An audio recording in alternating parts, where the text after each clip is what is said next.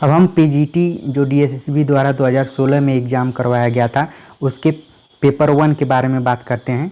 जैसे ही आपको पेपर मिलेगा उसके फ्रंट पेज पर पूरा पेपर के बारे में डिस्क्राइब किया गया है कि सामान्य जानकारी के 20 प्रश्न, सामान्य बुद्धिमत्ता तथा तार्किक योग्यता के 20 प्रश्न, अंकगणितीय एवं संख्यात्मक योग्यता के 20 प्रश्न, भाषा परीक्षण हिंदी 20 प्रश्न, भाषा परीक्षण अंग्रेजी 20 प्रश्न, यानी कि 5 भागों में बटा हुआ यह पेपर रहेगा और सबसे 20-20 अंक के सवाल पूछे जाएंगे और इनके जो अंक हैं वो बराबर रहेंगे। प्रश्न पत्र में नकारात्मक अंकन होगा यानी कि निगेटिव मार्किंग होगी। हर गलत उत्तर के लिए 0.25 अंक काटा जाएगा, यानी कि 1/4 अंक आपके काट लिए जाएंगे। और बाकी नीचे दिया गया है कि नकल की कोई अनुचित सामग्री आपको नहीं लेके जाना है। यह पेपर 2 भाषाओं में आता है, हिंदी और अंग्रेजी। तो मैं हिंदी को ही ध्यान में रखकर बातचीत करूंगा। कई बार क्या होता है कि हिंदी के कुछ जो शब्द होते हैं नहीं समझ में आते हैं तो उसको अंग्रेजी वाले में भी जाकर देखा जा सकता है। तो बात करूं सामान्य जानकारी के, तो इसमें जो प्रश्न आते हैं वह विज्ञान से संबंधित सवाल, इतिहास, भूगोल, पॉलिटिकल साइंस, करंट अफेयर या पुरस्कार, स्पोर्ट्स, इन सब से सवाल आते हैं। क्योंकि 20 ही सवाल पूछा जाता है तो यह बहुत कठिन हो जाता है कि 20 सवाल कहाँ से आएंगे। तैयारी तो उतना ही करना पड़ता है लेकिन उन 20 सवालों को हल करने के लिए पूरा पढ़ना पड़ता है। तो देखा जाए कई बार पेपर कठिन बनाने के लिए जो सेटर होते हैं वो कुछ खास अंकों से ज़्यादा सवाल पूछ देते हैं। चाहे विज्ञान से खूब सवाल पूछ देंगे, इतिहास से खूब पूछ देंगे, भूगोल से पूछ देंगे, तो सवाल कठिन हो जाता है। उदाहरण के लिए इसमें जो सवाल पूछे गए हैं उसमें इंसुलिन नियंत्रण करता है, क्या नियंत्रण करता है? 4 विकल्प दिया गया है कि अवटु ग्रंथि में आयोडीन का स्तर, रक्त में शर्करा का स्तर, रक्त में यूरिया का स्तर, रक्त में लोहा की मात्रा। तो इसमें एक विकल्प सही होगा, रक्त में शर्करा का स्तर। दूसरा है कि मानव से उपयोग किया गया पहला धातु कौन सा था? तो इसमें 4 विकल्प दिया गया है, तांबा। या भारत का गुलाबी शहर किसे कहा जाता है? जयपुर। जीव और उनके पर्यावरण के संबंध के अध्ययन को क्या कहते हैं? तो परिस्थिति विज्ञान। और ऑक्सीजन का आविष्कारक कौन था? ये सवाल है। और बाकी आप प्रश्नों को देख लीजिए। तो आप देखेंगे कि कई जो 20 प्रश्न हैं अलग अलग विषयों पर आधारित हैं। हाँ, कुछ करंट अफेयर हैं जो कि 5 से 6 महीने पहले एग्ज़ाम के जो समय होता है उससे पूछा जाता है। और आपको यह ध्यान में रखना होगा कि जहाँ भी आप एग्ज़ाम देने जा रहे हैं, चाहे वो डीएसएसबी हो या कोई अलग राज्य हो, तो वहाँ की जो सरकार है उसकी जो योजनाएं हैं उसको भी ध्यान में रखकर जाना चाहिए। तो ये तो सामान्य अध्ययन के बारे में बातचीत हो गई। General intelligence and reasoning ability की बात करें तो कई बार क्रम के अनुसार सवाल आते हैं, कूट भाषा से संबंधित आते हैं, रिश्ते से संबंधित सवाल आते हैं।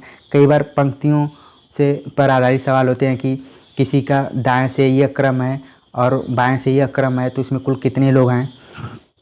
कुछ संख्याओं को लापता कर दिया जाता है तो बीच में उसको भरना होता है। कुछ सवाल डायरेक्शन से आते हैं यानी दिशा से संबंधित आते हैं कि कोई व्यक्ति 6 किलोमीटर पूरब चलता है, 4 किलोमीटर दक्षिण चलता है और 10 किलोमीटर उत्तर चलता है, तो वर्तमान में वो किस दिशा में है, इससे संबंधित सवाल आ रहे हैं। और आप इन पेपर्स को भी देखिए, इसमें अलग अलग तरीके के सवाल हैं। कुछ बैठुआ टाइप के सवाल होते हैं, मतलब सेटिंग्स होती है जिसको कूट भाषा कहा जा सकता है, उस पर आधारित होते हैं। जैसे एक सवाल दिया गया है 29 नंबर का कि 7 + 5 = 21 एंड 4 + 9 = 31 है, तो 8 + 6 = क्या होगा? तो आप देख रहे हैं कि 7 + 5 12 होगा, लेकिन इसमें 21 दिया है यानी कि संख्याओं को पलट दिया है।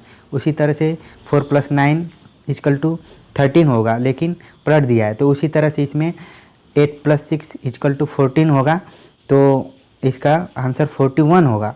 इसमें 14 भी दिया है और 41 भी दिया है, तो इस तरह से ध्यान में रख कर जाना है। कई बार कुछ 4 विकल्प दिए रहते हैं, उसमें से कुछ भिन्न होते हैं, उनको छांटना होता है। और कई बार ध्यान में ये आता है कि एक वृत्ताकार कुछ बना लेता है या वर्गाकार रहता है, तो इसमें होता है। जैसे 38वां नंबर पर सवाल दिया है कि ABCDE गोलाकार गोला के केंद्र से अभिमुख बैठे हैं, C A के दाएं तरफ है, E के बाएं तरफ है, ऐसे सवाल दिया रहता है। तो उसमें आपको एक बार सेट करना होता है, बाकी आप अच्छे से इसका उत्तर दे देंगे। अब हम बात करते हैं अर्थमेटिक एंड न्यूमेरिकल एबिलिटी की, यानी अंकगणितीय एवं संख्यात्मक योग्यता। तो इसमें वही बेसिक सवाल आते हैं जो हम 7वीं 8वीं की कक्षाओं में कभी पढ़े रहते हैं, या 10वीं तक के लेवल के ही सवाल रहते हैं। इसमें आयत से संबंधित, आयु के से संबंधित, ब्याज से संबंधित, प्रतिशत से संबंधित सवाल आते हैं, कार्य और समय से संबंधित सवाल आते हैं, भिन्न से सवाल रहेंगे, समानुपाती से सवाल रहेंगे। तो आप क्वेश्चन पेपर डाउनलोड करके इनका अच्छे से आप प्रैक्टिस करेंगे तो आपको फ़ायदा होगा। अब बात करते हैं भाषा परीक्षण और हिंदी। हिंदी व्याकरण से संबंधित सवाल आते हैं, जिसमें कि पर्यायवाची, विलोम, समानार्थी शब्द और शुद्ध अशुद्ध, स्त्रीलिंग पुल्लिंग से संबंधित भी सवाल आते हैं। और एक पैराग्राफ रहता है, उस पैरा से भी सवाल रहते हैं 5-6 सवाल, तो इनको हल करना है। तो हिंदी में थोड़ा सा आप मेहनत करेंगे। इसका भी जो स्तर होता है वो 8वीं कक्षा तक ही होता है, बहुत कठिन सवाल नहीं आते हैं। भाषा परीक्षण की बात करें तो जैसे हिंदी के व्याकरण से संबंधित सवाल आ रहा है, इसमें tense, spelling mistakes, active to passive, narration और अरेंजमेंट से संबंधित सवाल आता है। और इसमें भी एक पैराग्राफ रहता है, उससे पैराग्राफ से संबंधित सवाल आते हैं, तो इनको ध्यान में रखना। और पार्ट ऑफ स्पीच से भी संबंधित सवाल रहते हैं। तो इस तरह से आप 5 विभागों का अध्ययन अच्छे से कर सकते हैं और अच्छा अंक प्राप्त कर सकते हैं। इसके लिए आपको DSSB की वेबसाइट पर जाना होगा और कई सालों के जो पेपर हैं उनको डाउनलोड करके हल करना होगा। उम्मीद है कि यह जानकारी आपको ज़रूर लाभप्रद साबित हो सकती होगी। आप अपने से मेहनत कीजिए। किसी किताब के बारे में बहुत सोचने की ज़रूरत नहीं है, क्योंकि प्रैक्टिस ही इस एग्ज़ाम को पास करने का एक मूल मंत्र है। तो ये जानकारी अच्छी लगी हो तो इसे आप अपने दोस्तों तक शेयर कीजिए, सब्सक्राइब कीजिए, लाइक कीजिए, कमेंट कीजिए।